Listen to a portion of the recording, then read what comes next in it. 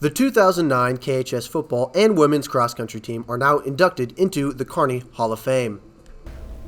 Since 2009, Kearney has changed, I'd say, immensely. Back in 2009, you look at Kearney as a small town. Now you come in and there's, two exits off the interstate, and then you come into the school and you got these big time facilities now, and the stadium's huge. So back in 2009, I'd say we were still small school.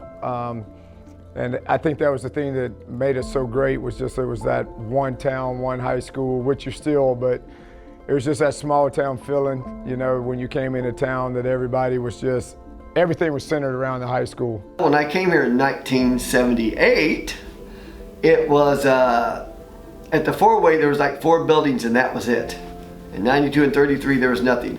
And my first team was running up the hill out here in front of Hawthorne.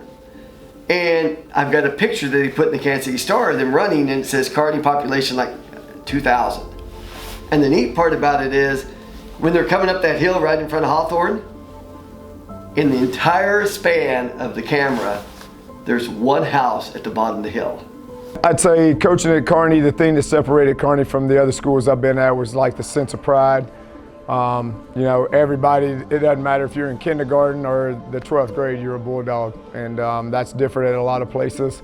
A lot of other schools, all the elementary have different mascots, but here everybody's a Bulldog. So I think that one heartbeat is like what really, really, really separates this community from a lot of communities.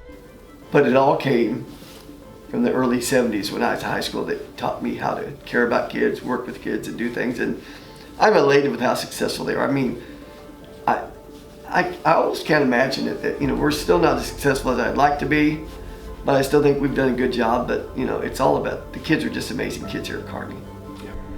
Yes, I did expect our team to be so successful. We worked so hard. Even the class ahead of us, I think, set us up to win all those state titles. The girls that were a year ahead of us were just such leaders, and they were so dedicated and ran all the time. They motivated us, the younger class, to do it, and I think we just continued that. We kept that up. I knew eventually they would.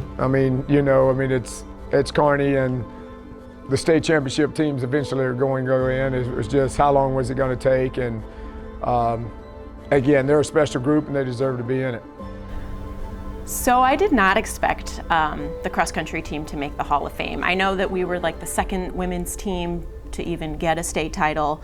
But as a women's team, I just didn't think that we would be recognized this soon, I guess. I thought that would be something that would come, maybe another 10 years from now or something.